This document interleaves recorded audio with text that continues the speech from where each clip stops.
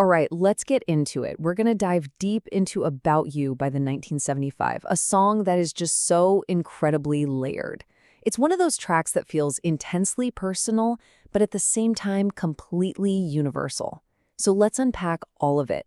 The absolutely haunting lyrics, that one-of-a-kind sound, and, yeah, the real-life story that might just change how you hear this song forever. Everything, and I mean everything, circles back to this one line. It's the beating, haunting heart of the entire song.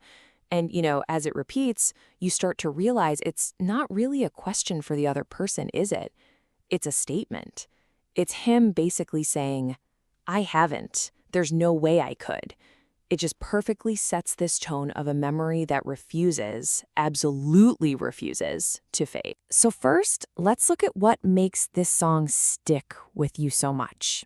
It's all about that feeling of a love that just lingers. When Matt Healy sings, I Know a Place, he's not talking about some spot on a map. He's describing this, a mental hideaway. It's that private world we all create in our heads to keep a memory alive, right? For him, it's a place where they can get married in their heads, a full-blown fantasy to escape to. It's this deeply intimate internal world built entirely on longing. Okay, but what's so brilliant here is that the song isn't just a monologue. It cleverly evolves into a conversation, a kind of quiet call and response between two people who are clearly stuck in the same emotional orbit, even if they're worlds apart. So on one side, you've got his perspective, which is just this direct, unfiltered nostalgia for a simpler time when they were alive. But then Carly Holt's voice comes in on the bridge, and she's so much more guarded. It's like she's playing coy, She claims she can't remember the details, while in the very next breath admitting it was that same damn thing that made her heart give in. And that contrast, it creates this incredible tension. He's all in, openly longing for a return. She, on the other hand, is pretending to forget, probably as a way to protect herself. But her mask slips, doesn't it? She can't remember, and yet she misses him on a train, in the morning, basically all the time. The song never gives us a resolution. It just loops, trapping them both in this emotional purgatory. All right, let's shift gears and talk about the sound. We need to explore how the band crafted what Matty Healy himself calls a violent ballad.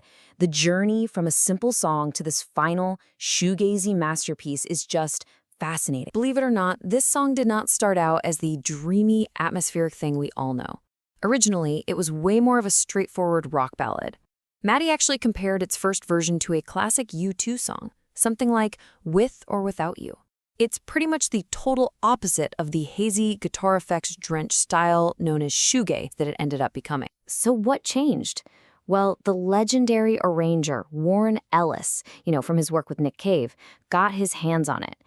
And in Matty's own words, Ellis gave the song this terror. Everything is mushing together and it's violent. All of a sudden, that dreamy longing isn't so sweet anymore. It feels desperate, raw, almost chaotic, which, when you think about it, perfectly matches the pain in the lyrics. So as you can see, this sound was a real group effort. It was a three-step process. You have the foundation, written by Matty and George. Then you have the production polish from the one and only Jack Antonoff. And finally, you have that game-changing, transformative arrangement from Warren Ellis. It was this deliberate evolution that turned a pretty simple idea into a complex, emotional powerhouse. And that brings us to the final and, let's be honest, most viral layer of this whole thing, the rumored connection to Taylor Swift, a story that was kind of hiding in plain sight. The theory here is that About You isn't just a song. It's one half of a public conversation between two of the biggest stars on the planet. And to understand why so many fans are convinced, you really have to look at this very specific sequence of events that played out for the whole world to see. Okay, so here's the timeline that sent the internet into a total meltdown. It all starts with those romance rumors way back in 2014, when Matty was 25. Now fast forward to May of 2023. At a show in Manila during About You, Matty mouths this secret message into a camera. Just 2 days later, on a completely different continent, Taylor Swift seems to mouth the exact same words during her performance of Cardigan. It felt like a direct response. But it's the lyrical parallels that really sealed the deal for people. Taylor's song Peter is about a lover who is 25 and who she compares to Peter Pan, while Maddie has literally called himself an emo Peter Pan. Then you hear Maddie sing "We Get Married in Our Heads" in his song, and later you hear Taylor sing about wearing imaginary rings in hers. I mean, you can see why fans are absolutely convinced these two songs are talking to each other. So this really is the big question, isn't it? Does knowing all this context actually change the song itself? For a lot of people, the answer is a hard yes.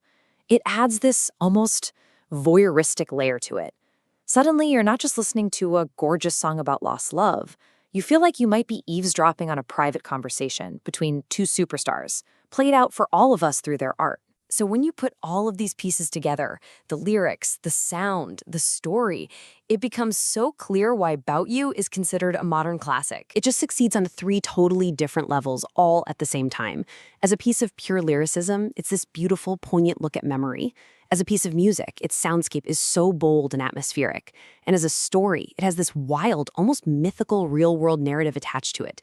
Every single layer just adds to its power. Ultimately, About You is this powerful reminder that a song's meaning isn't just locked into what the artist created. It's also about what we, the listeners, bring to the table.